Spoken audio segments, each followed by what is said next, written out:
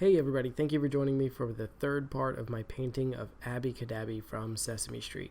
If you haven't checked out the first two parts, we went through the sketch, we blocked in some values, and now I'm going to start adding in the background and refining a lot of the details of the painting and adding color. I didn't just break this painting up into parts for YouTube, I also worked on this painting in several sessions. So for me, working on a single painting from beginning to end is not very realistic. I have a full-time job, I have a son, life gets in the way. So I encourage you to work on paintings in small bursts if you feel like you just never have time to do the work. Set aside just a few minutes a day. For me, it can be 30 minutes or 45 minutes, and it's just part of my routine. I think I read somewhere that William Faulkner would stop working on his novels when he felt like he was at an exciting part. And I try to embrace that sometimes when I feel like I'm getting to a good part of the painting and I'm really in the flow. But I know that I should probably stop painting for a little while to do other things that, just got to get back to life a little bit. At that point, it's also a really good time to stop, because you know that the next time that you pick up the painting, you're going to be at an exciting point. You're going to be at a point where you know what to do next, and you're going to be more eager to get started. So yeah, that's how I integrate painting into my life, because you can't just sit down and paint one painting for 6 hours from beginning to end and finish it. You need mental breaks, you need emotional breaks if you have a problem with the painting or something like that. And it just helps you come at the painting fresh once in a while. And it also helps you make sure that you find time to paint in your life. Because trust me, we would all love to have that perfect day with no interruptions, no chores, no errands, no job to go to where we could paint. But unfortunately, that often doesn't happen. So if you can find 10 minutes, 30 minutes, an hour, any time that you can find to sort of wedge that painting in, that's the sweet spot. That's where you want to be, because then you're really integrating painting into your life. You're not deciding between your full-time job and being an artist. You're making sure that you can fully function and do your full-time job and take care of your family and do all those things, and you can also find time to paint. The same is true of athletes. The same is true of people who work out and get really fit.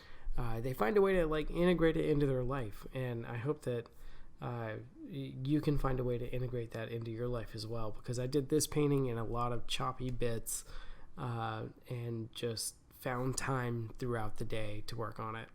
So, to get back to the painting process a little bit, I added a background. I added a little bit of variety of values in the background just because I didn't want to look at the solid gray anymore. And then I started adding a little bit of color to Abby just to see what it would look like.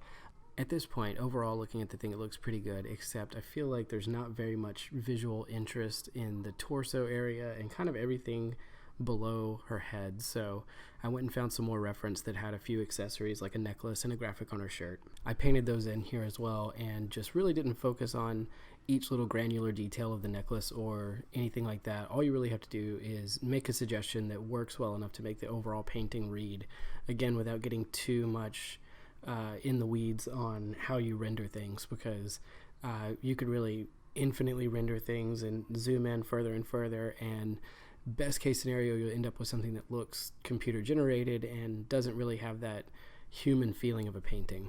I did the same thing with the little accessories in her pigtails. Just want to give the suggestion of something intricate there. You don't have to go into illustrating every little petal of the flowers on the accessory. That's really pointless. And this gives the painting a little bit more life. I also wanted to add a little bit more variety to the hair and get the lighting right. It's really important when painting hair to be very careful not to fall into patterns with your brush strokes. So if you end up with 3 or 4 brush strokes in a row that look the same, then it's not going to feel very organic. It's not going to feel very natural. So whenever you catch yourself making repeated marks in hair, you want your marks to all harmonize and, look like one body of hair, but you don't want them to become a pattern. So earlier, about halfway through, I started adding in color when I knew the values were looking pretty good. I kind of like to go back and forth. I don't want to just completely finish the values and then start putting on color, because you might have some value errors that adding color will help you realize, and that's a good way to catch those and correct those before you get too far down the line in the painting. And the way I added that color was just by using new layers with a blending mode set to color. Now, this is sort of a poor man's way of adding color to the painting. There's definitely a lot of merit, like I said in a previous video, about painting directly in color or adding color, adding solid color in on top of the value painting that you've made. But I find this to be a very effective strategy if you're just getting used to the idea of incorporating color into your artwork. Now, I knew early on in the process of this one that I wanted the lighting to have sort of a diagonal effect emanating somewhat from the wand, and I incorporated that into the background, just some really rough strokes, and just kind of wanted to play with that direction and see if that really was working for the composition overall, and that it really led your eye from one side of the painting to the other. You'll notice that I flipped Abby the other direction as well, so she's facing left now. The final painting isn't going to end up like this, but once in a while it's a good idea to completely flip your painting, because it's like you're looking at a completely new piece of artwork. Your eyes will notice flaws, and you'll start going back and being able to correct things that you just were blind to because you'd been looking at the painting in the same orientation for so long. This was also a good time to stop and consider the values and the contrast and everything, how dark I wanted the background to be, how light I wanted Abby to be overall, because once you move into those finishing stages where you're really adding a lot of the magic and finesse to the painting, you don't want to be making those big decisions. This is where you start to see where the rough spots in the painting are and where you need to go in and do some fine detail work. So I refined her hand and got rid of some of the choppy looseness there. You want to be loose in your style, but when it comes to the actual structure of something, you want to make sure that you tighten it up where you need to. I also went in then and started refining her eyes, and that's one of those really fun parts of the painting to work on. There's a lot of great lessons out there about painting eyes.